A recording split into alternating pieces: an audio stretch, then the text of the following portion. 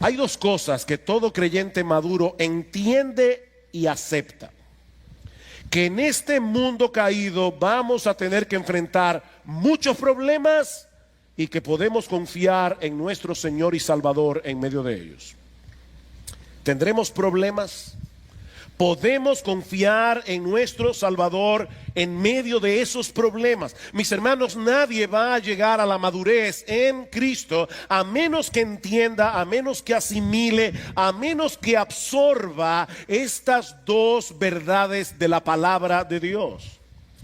El Señor dijo a sus discípulos en Juan capítulo 16, versículo 33, al final del discurso del aposento alto: en el mundo tenéis tribulación, pero confiad, yo he vencido al mundo. Dios no nos ha prometido una vida libre de dificultades, pero sí nos asegura que podemos experimentar en medio de la tribulación, en medio de la aflicción, la paz de Dios que sobrepasa todo entendimiento, como dice Pablo en Filipenses 4:7. Y este pasaje que vamos a estudiar en esta mañana, un pasaje muy conocido que yo espero que el Señor me conceda ayudarlos a ver con nuevos ojos en el día de hoy. Este pasaje nos presenta 6 aspectos de nuestro Señor y Salvador Jesucristo que deben movernos a poner toda nuestra confianza en Él, aún en medio de las circunstancias más difíciles de la vida. El primero de estos aspectos es que nuestro Señor y Salvador es un Salvador lleno de sabiduría. Nuestro Señor Jesucristo es un Salvador lleno de sabiduría. La historia que se narra en ese pasaje sucedió inmediatamente después del milagro de la multiplicación de los panes y los peces que vimos la semana pasada.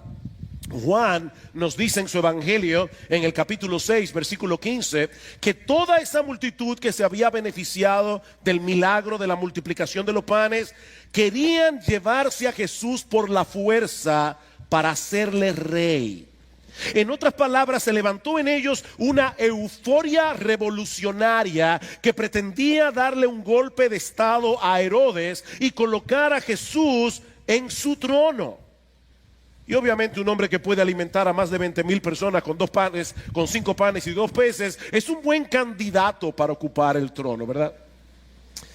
Pero ellos no querían a un Salvador. Ellos querían a un evangelista de la prosperidad.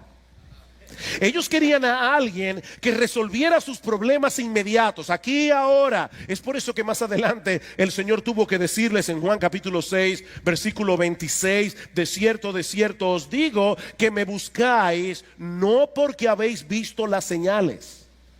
En otras palabras, ustedes me buscan no porque entendieron el significado del milagro que yo acabo de hacer, sino porque comisteis el pan y os saciasteis. Ellos no veían a Jesús como aquel que vino a reconciliarnos con Dios. Ellos veían a Jesús como un milagrero que podía implantar en Israel el más sorprendente y maravilloso programa de seguridad social.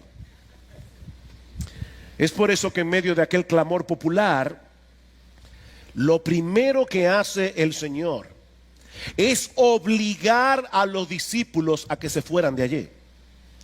Marcos dice en el capítulo 6, versículo 45: enseguida hizo que sus discípulos subieran a la barca y se fueran al otro lado, a la ciudad de Betsaida. Y para que no haya confusión, hermanos, es muy probable que haya 2 Betsaida. Donde ocurrió el milagro de los panes y los peces fue Betsaida Julia. La Betsaida donde ellos pasaron al otro lado era probablemente la Betsaida de Galilea. Ahora, es interesante notar, hermanos, que esta palabra que Marcos usa aquí, hizo que entraran en la barca, es mucho más fuerte en el original. Significa forzar, insistir, demandar. Ahora, no olviden que los discípulos también tenían algunos conceptos erróneos acerca del reino de Dios. Tanto así que la noche antes del arresto y de la crucifixión, ellos estaban discutiendo entre sí para ver quiénes iban a tener los cargos más importantes en el gobierno cuando el Señor fuera proclamado públicamente como rey. Y aún después de la resurrección, dice en Hechos capítulo 1, versículo 6, que los discípulos le preguntaban a Jesús: ¿restaurarás el reino a Israel en este tiempo? Estos hombres tenían una expectativa irreal de lo que implica el reino de Jesús en esta etapa de la historia redentora. Ahora, hermanos, imagínense el impacto que debió producir en ellos ver a toda esa multitud, más de 20,000 personas, queriendo entronar a Jesús como el rey de Israel. Los apóstoles no estaban preparados para esa ola repentina de popularidad mesiánica, y el Señor lo sabía. Por eso no les permitió disfrutar ese momento de gloria. Aparentemente ellos querían quedarse allí, en medio del meeting.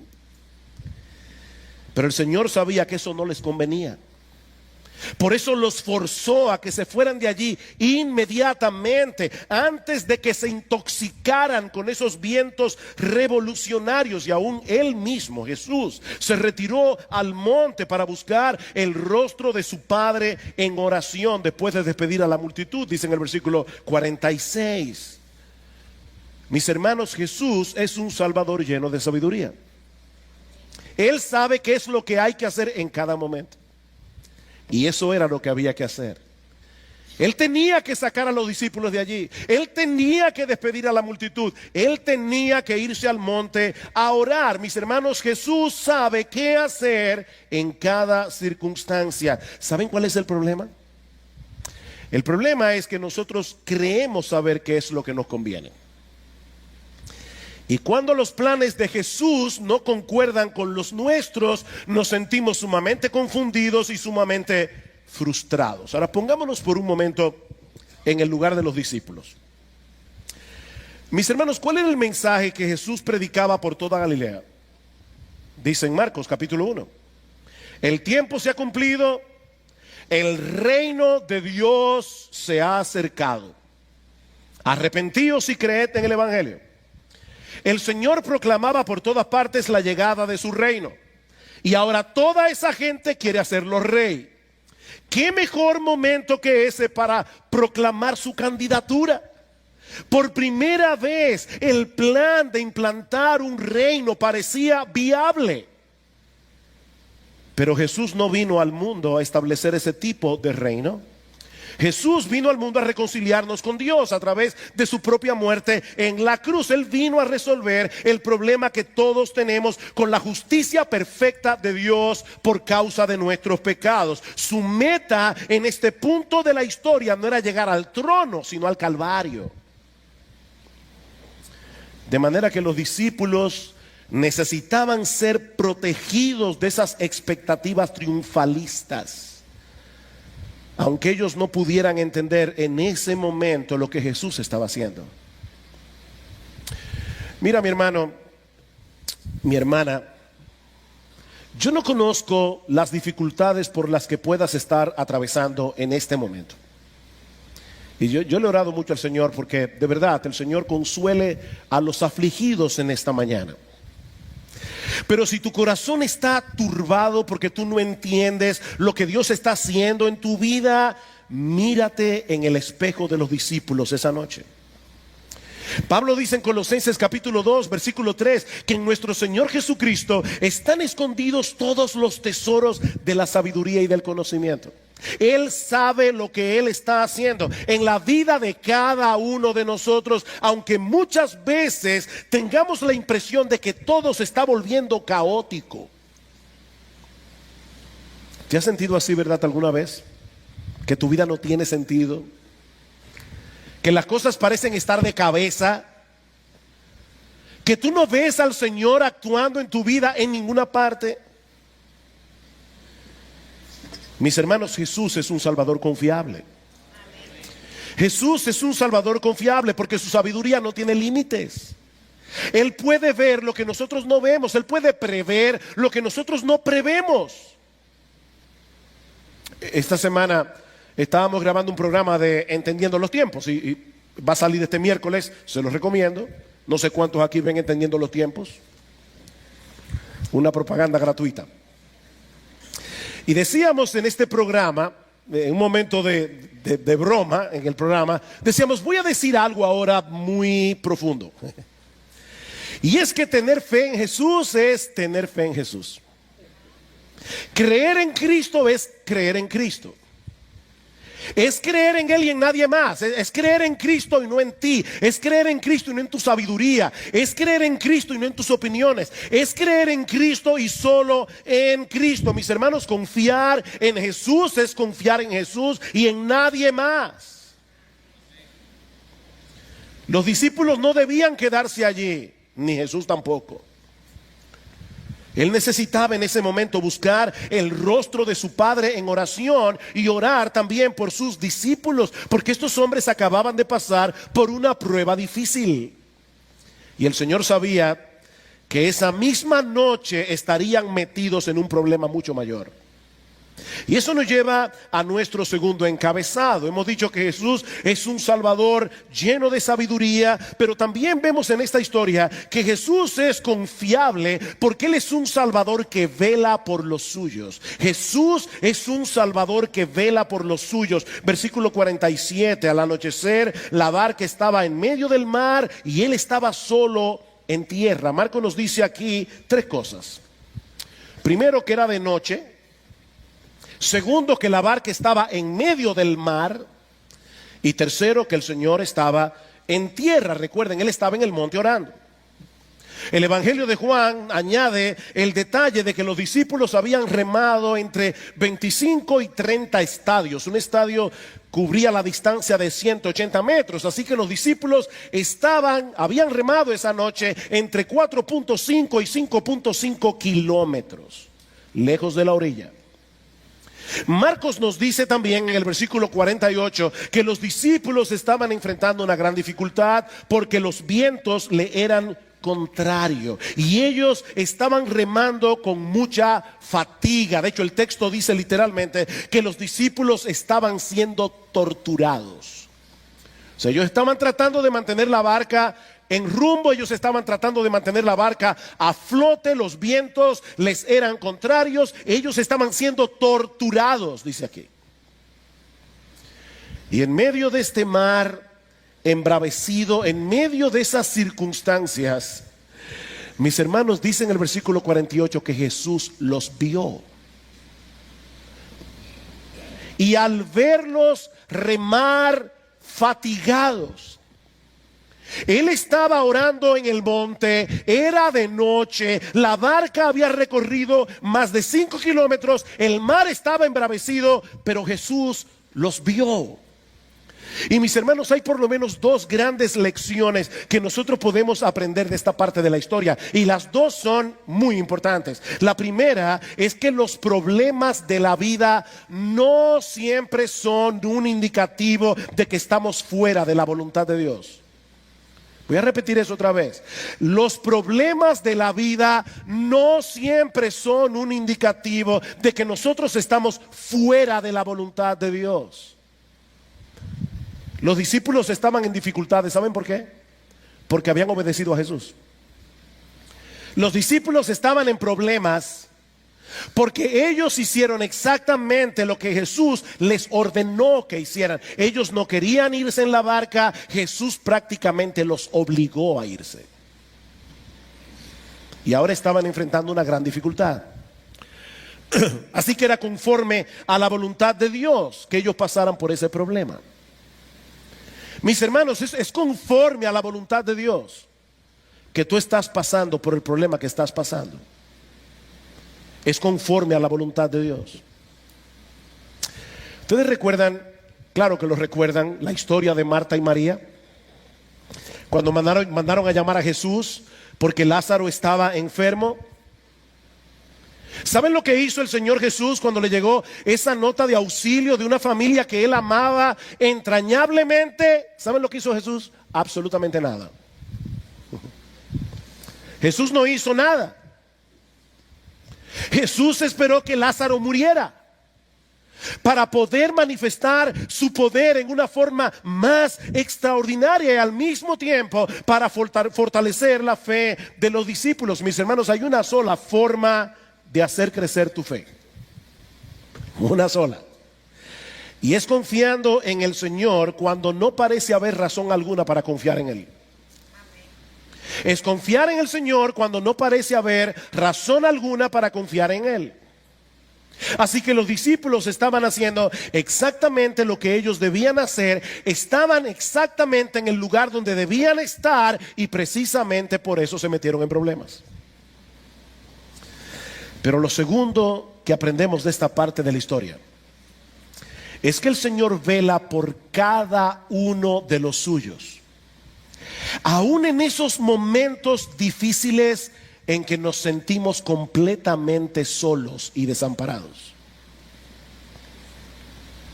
Yo estoy seguro que lo último que los discípulos pudieron imaginar esa noche en medio del mar era que el Señor los estaba mirando desde el monte.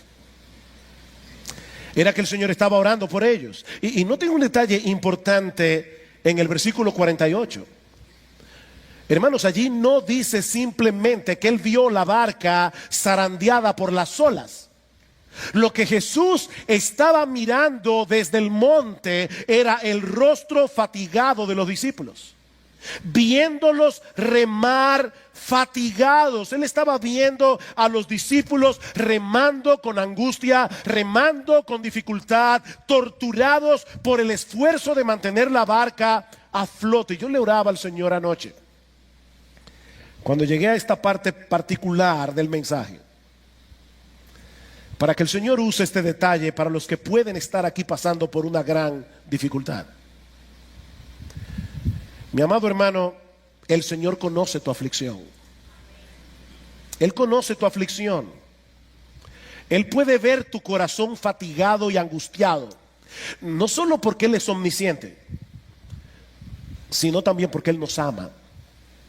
Él nos ama. Y Él ha prometido cuidar de cada uno de los suyos como a la niña de sus ojos. Escuchen este texto en Isaías 41:10. No temas, porque yo estoy contigo. No desmayes, porque yo soy tu Dios que te esfuerzo. Siempre te ayudaré. Siempre te sustentaré con la diestra de mi justicia. Y en el Salmo 34:15 dice que los ojos del Señor están sobre los justos y sus oídos atentos a su clamor. Hermanos, esto es impresionante. Cantábamos hace un momento y Marcos recalcaba el hecho de que el Señor conoce cada estrella por su nombre. El Señor tiene cosas importantes que mantener en control. Millones de galaxias, con millones de estrellas. Mis hermanos, nuestro Dios está atento a lo que ocurre en cada rincón de su universo. Pero sus oídos están atentos al clamor de los justos, velando por cada una de las ovejas por las que Cristo derramó su sangre en la cruz. Mis hermanos, no hay ninguna circunstancia, por difícil que parezca, que escape fuera del control soberano de Dios y de su mirada misericordiosa. Pero su ayuda llegará en el momento oportuno. Ni un minuto más tarde, ni un minuto antes. Y eso nos lleva a nuestro tercer encabezado. Jesús es un Salvador confiable porque su sabiduría es infinita. Jesús es un Salvador confiable porque Él vela por los suyos. Jesús es un Salvador confiable porque nunca llega tarde. Porque nunca llega tarde. Vean una vez más el versículo 48. Y al verlos remar fatigados, porque el viento les era contrario, como a la cuarta vigilia de la noche, fue hacia ellos. Los romanos dividían la noche en 4 vigilias. La primera de 6 a 9 de la noche, la segunda de 9 a 12 de la medianoche, la tercera de 12 de la medianoche a 3 de la mañana y la cuarta vigilia de 3 de la mañana a 6 de la mañana. De manera que lo que Marcos nos está diciendo aquí es que el Señor decidió ir a socorrerlos como a las 3 de la mañana. Piensen en esto. Si los discípulos se habían embarcado cerca de las 8 de la noche, porque el milagro de los panes y los peces comenzó al atardecer. Ellos tuvieron que dividir a la multitud en grupos de 50 y de 100, luego repartir los panes y los peces. Así que probablemente se fueron de allí como a las 8 de la noche. De manera que ya a las 3 de la mañana o un poco más tarde, los discípulos llevaban más de 8 horas remando. Más de 8 horas. Así que el Señor llegó cuando estaban más cansados. El Señor llegó cuando era más que evidente que su capacidad, su pericia como marineros no los estaba llevando a ningún lado. ¿Es eso crueldad? No, mis hermanos. No es por crueldad que el Señor se toma su tiempo para venir en nuestro auxilio. Entre muchos otros propósitos que nosotros no entendemos, por lo menos sabemos por su palabra que muchas veces Él obra de esa manera para librarnos de la confianza que tenemos en nosotros mismos. Él está haciendo una obra. Y Él sabe que todos nosotros tenemos la tendencia a confiar en nuestras propias capacidades, en nuestros propios recursos, en nuestra propia sabiduría. Y Él tiene que librarnos de nosotros mismos. ¿Oíste eso, mi amado hermano? Dios tiene que librarnos de nosotros mismos. La razón por la que el Señor no quiso quitarle el aguijón al apóstol Pablo, el aguijón que tenía en su carne, era para mantenerlo en debilidad. Era para que Pablo se mantuviera amparado en el poder de Jesús, dice el mismo Pablo en 2 Corintios capítulo 12. Y en el primer capítulo de la carta, Pablo reconoce que él tenía ese problema. Dice, tuvimos en nosotros sentencia de muerte cuando estábamos en Asia, de tal manera que aún perdimos la esperanza de conservar la vida, para que no tengamos confianza en nosotros mismos. El Señor esperó que los apóstoles llegaran al límite de su capacidad de supervivencia antes de tomar la decisión de socorrerlos, y de qué manera. Y eso nos lleva a nuestro cuarto encabezado. Jesús es un Salvador confiable porque Él es infinitamente sabio. Yo espero que ustedes aprendan el boqueo esta mañana. Él es infinitamente sabio, Él vela por cada uno de los suyos, Él nunca llega tarde, pero también podemos confiar en Él porque Él es un Salvador todopoderoso. Él es un Salvador todopoderoso. Es impresionante ver la sencillez con la que Marcos narra esta parte de la historia. Él dice simplemente en el versículo 48 que Jesús fue hacia ellos andando sobre el mar, como si fuera la cosa más natural del mundo. Miren, hermanos, si Jesús hubiera llegado nadando, hubiera sido una increíble proeza humana. 5 kilómetros, el mar embravecido y Jesús nadando. Eso hubiera sido sorprendente. Pero lo que Jesús hizo esa noche, solo puede hacerlo Dios. Solo puede hacerlo Dios. Solo Dios puede actuar por encima de las leyes de la naturaleza que Él mismo creó para mantener el orden de su creación. Jesús caminó sobre las aguas. Él los vio remando con gran fatiga. Él descendió de la montaña y en muy poco tiempo, y eso fue otro milagro, en muy poco tiempo caminó más de 5 kilómetros sobre la superficie de un mar embravecido, y todo eso con un GPS increíble, para llegar al lugar exacto donde estaba esa pequeña barca en medio del mar. Eso me encanta, hermanos. El Señor sabe con exactitud dónde están cada uno de los suyos y en qué condición. Él lo sabe. Y como Él es el Todopoderoso, nada ni nadie puede impedir que Él venga en su auxilio cuando Él lo crea conveniente. Así que el Señor viene directamente hacia los discípulos y continúa caminando al lado de la barca, dice Marcos, como si fuera a pasar de largo. para que los discípulos todos pudieran verle claramente. Eso fue otra prueba de fe. Pero lo que sucede en realidad es que los discípulos se dan un tremendo susto. Un susto que el Señor aprovecha para seguir entrenándolos en el camino de la fe. Y eso nos lleva a nuestro quinto encabezado. Y es que Jesús es un Salvador confiable porque Él es paciente. Jesús es paciente. Él está trabajando con cada uno de nosotros para llevarnos a la madurez. Y Él se toma su tiempo con cada uno.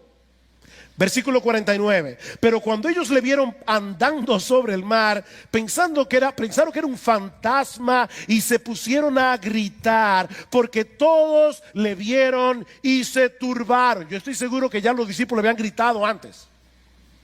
Pero lo que el texto dice literalmente es que cuando ellos vieron a Jesús caminando sobre el mar, comenzaron a chillar. Es lo que el texto dice.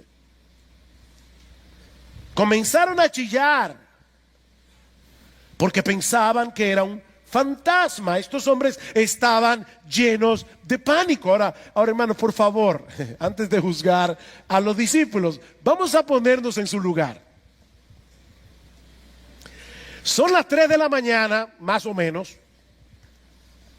Tienen más de 8 horas remando. No pueden controlar la barca porque el viento era muy fuerte. Y de repente ellos ven a una figura que se está acercando hacia ellos en medio de la noche, caminando sobre las aguas. De verdad, era realmente para llenarse de terror. ¿Alguna vez te ha pasado que tú te levantas por la noche y ves una figura en tu cuarto? Y era una camisa que alguien había dejado en una percha. Bueno, esto fue 1000 veces peor. Estos hombres no tenían una categoría para razonar lógicamente y entender lo que estaba pasando. Lo que ellos estaban viendo no tenía ninguna explicación natural. Así que llegaron a la conclusión de que estaban viendo un fantasma. Pero es precisamente en ese momento cuando el Señor decide darles la gran lección que ellos estaban necesitando aprender. Versículo 50. Pero enseguida Él habló con ellos y les dijo: tened ánimo, soy yo, no temáis.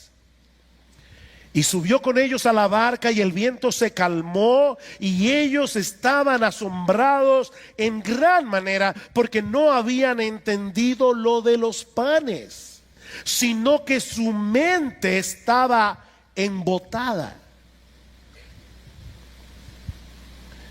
La expresión que Marcos usa aquí al principio del versículo 50, tened ánimo, significa sed valientes, anímense, vuelvan a tomar el control de ustedes mismos. Ahora, esta expresión aparece 8 veces en el Nuevo Testamento. 7 en los evangelios, 1 en el libro de los Hechos, cuando Jesús le habla a Pablo cuando estaba en Corinto. Lo interesante de esta expresión es que todas las veces que aparece en el Nuevo Testamento es Jesús el que la dice. Tengan ánimo, sed valientes. Yo no sé cuántas veces aparece esta escena en muchas películas. Uno de los personajes está en medio de un gran problema y siempre aparece alguien que le dice: no te preocupes, confía en mí, todo va a salir bien. Y algunos dicen: yo te lo prometo. Los americanos les encanta esa frase: I promise, que todo va a salir bien. Mis hermanos, ningún ser humano puede prometer algo así. ¿Cómo tú puedes prometerle a una persona que todo va a salir bien? Tal vez se pone peor. Pero es muy diferente cuando esas palabras son pronunciadas por Jesús. Es muy diferente. John MacArthur dice: Jesús es la fuente de nuestra valentía, aún en medio de circunstancias mortales. No importa si nuestra barca está en medio del mar, si nosotros estamos exhaustos, si las olas parecen que van a hundir nuestra embarcación. Mis hermanos amados, mis hermanos queridos, si Jesús está allí, no hay nada que temer. No hay nada que temer, soy yo, dice Jesús, no temáis. Y noten que Él no dice, yo soy Jesús, no.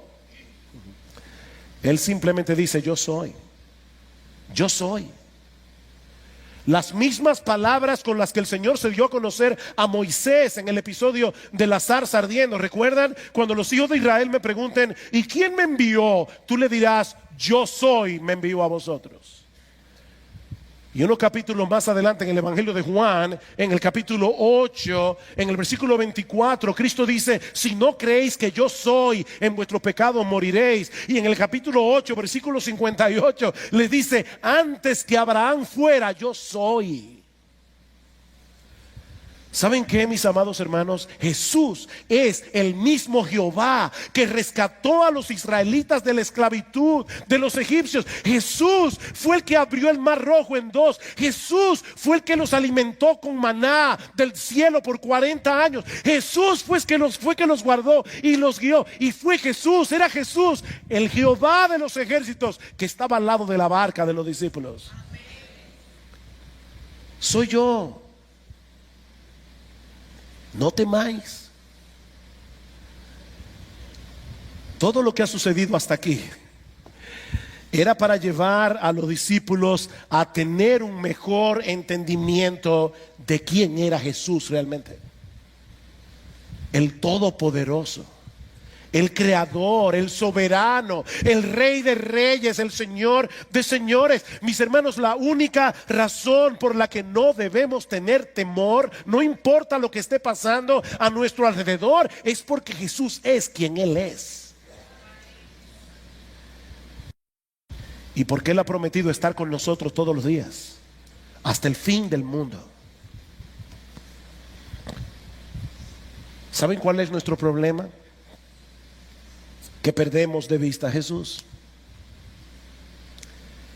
Esa es la razón de nuestros temores. No son las circunstancias, es que por un momento olvidamos quién es Jesús.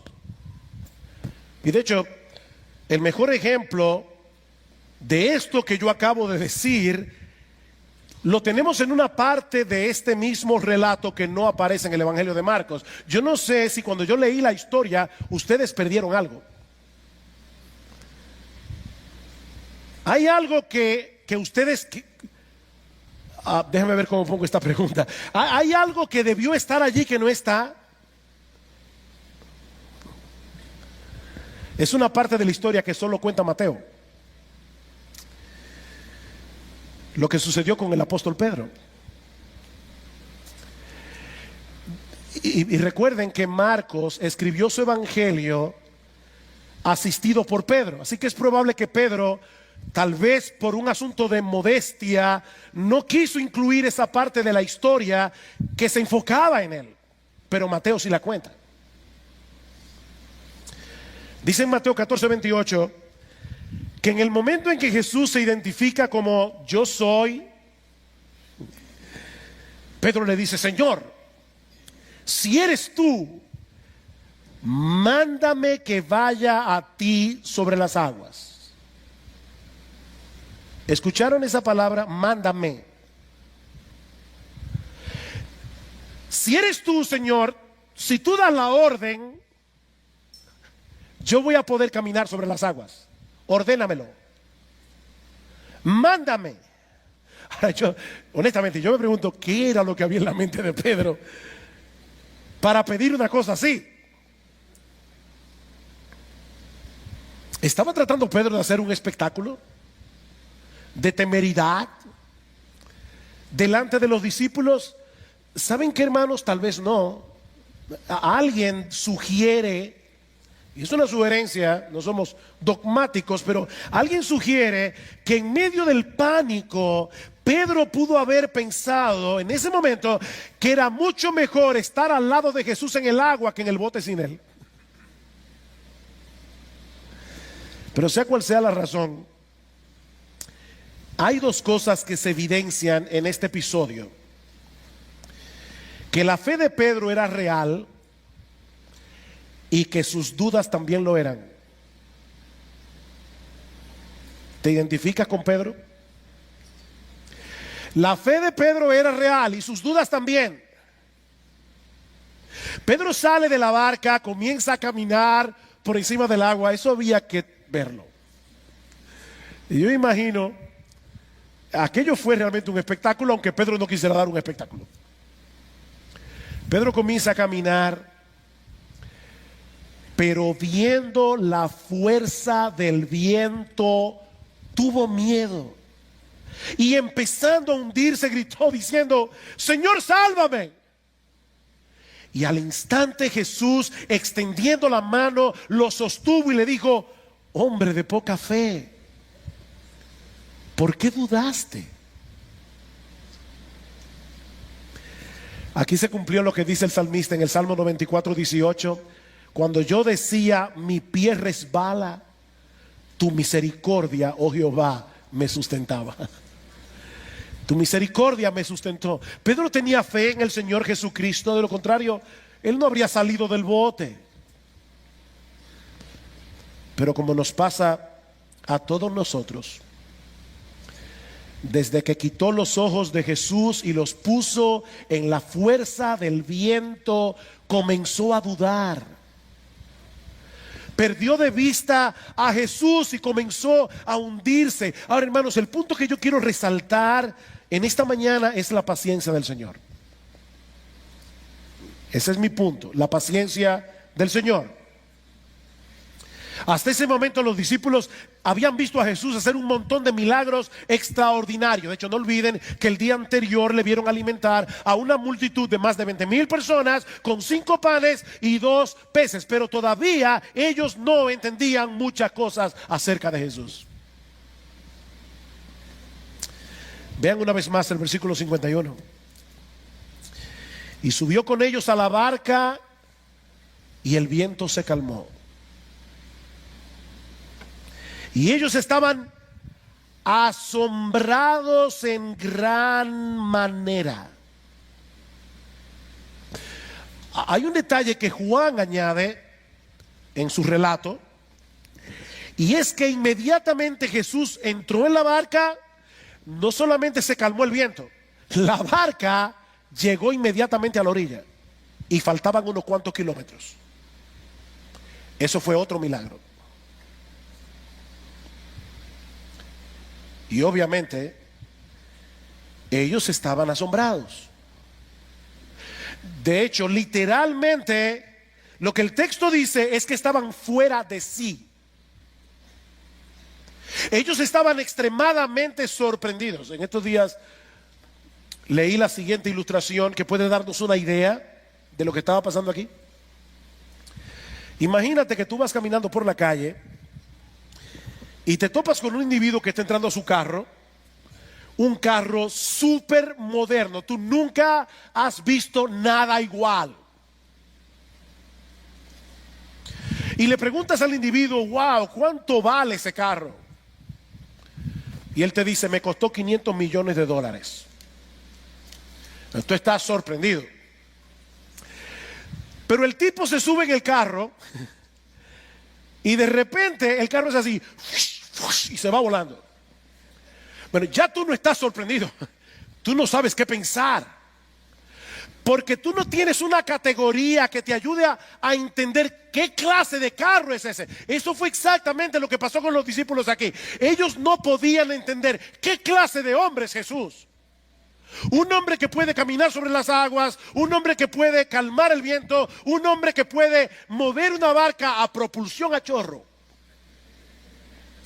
Este hombre no cabía en ninguna categoría que los apóstoles tuvieran en su mente. Y ahora Marcos va a explicarnos por qué estaban tan sorprendidos. Dice en el versículo 52: porque no habían entendido lo de los panes, sino que su mente estaba embotada.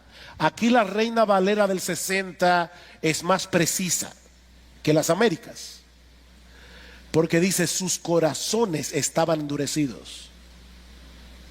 Y eso es lo que el texto dice literalmente. Sus corazones estaban endurecidos. Ellos no habían entendido el verdadero significado del milagro de los panes y los peces. Y precisamente porque no entendieron nada, no eran capaces de entender la verdadera naturaleza del Señor Jesucristo. Por eso estaban tan sorprendidos.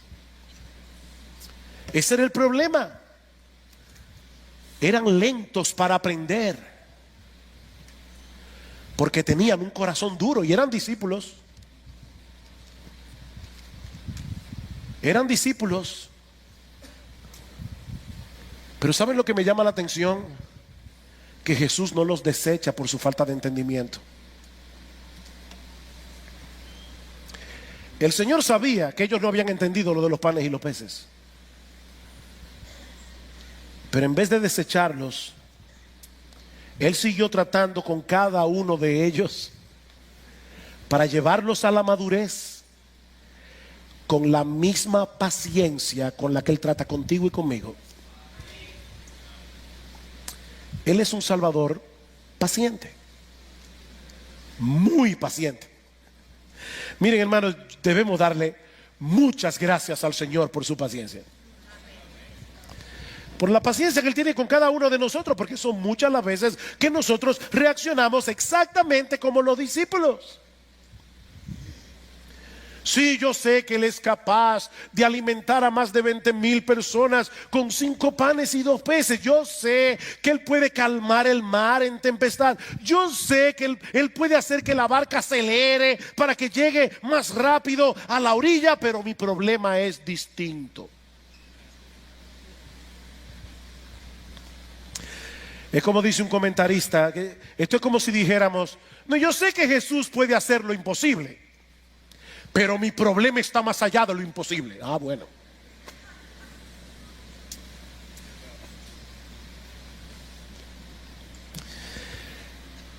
Y el Señor no nos desecha. A pesar de nuestras dudas pecaminosas, porque eso es una duda pecaminosa. Él continúa trabajando con cada uno de nosotros pacientemente para llevarnos hasta la madurez. Pablo dice en Filipenses capítulo 1 versículo 6 que podemos estar persuadidos de esto, que el que comenzó en nosotros la buena obra, Él la perfeccionará hasta el día de Jesucristo. Él no va a dejar su trabajo por la mitad. Él seguirá moldeándonos pacientemente hasta que lleguemos a su presencia completamente transformados, conformes a la imagen de su precioso Hijo, porque para eso nos salvó.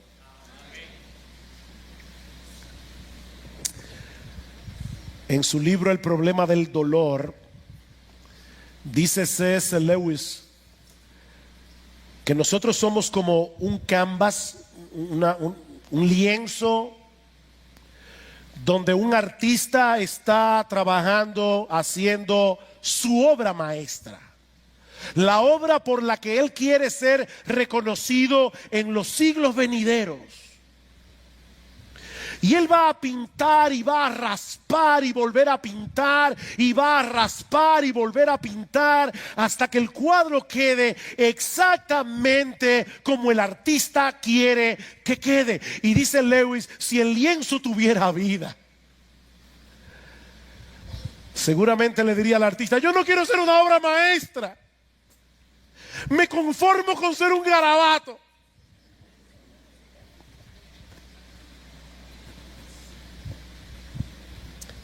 Pero Jesús es paciente y Él va a seguir raspando y volviendo a pintar, y raspando y volviendo a pintar, hasta que tú quedes exactamente como Él. Y nosotros sabemos que ese proceso no va a concluir aquí. Hasta que seamos glorificados, no seremos como Jesús, pero Él está haciendo esa obra aquí y ahora. ¿Y saben cuál es el instrumento por excelencia que Él usa para seguirnos moldeando? Las tribulaciones, las dificultades, el dolor, los problemas. Él usa los vientos contrarios para enseñarnos más de su gloria. Si los discípulos no hubieran estado en el mar, en esa condición, esa noche, hay algo acerca de Jesús que se hubieran perdido. Miren, mis hermanos, hay lecciones acerca de nuestro precioso, maravilloso, extraordinario, bendito Señor y Salvador Jesucristo, que solo se aprenden en medio de un mar embravecido. Pero hay algo más que nos enseña en este pasaje. No se preocupen, lo veremos muchísimo más brevemente. Y es que Jesús es un Salvador compasivo. Jesús es un Salvador compasivo. Noten el capítulo 6, versículo 53. Terminada la travesía, llegaron a tierra en Genezaret y atracaron. Y cuando salieron de la barca, enseguida la gente reconoció a Jesús.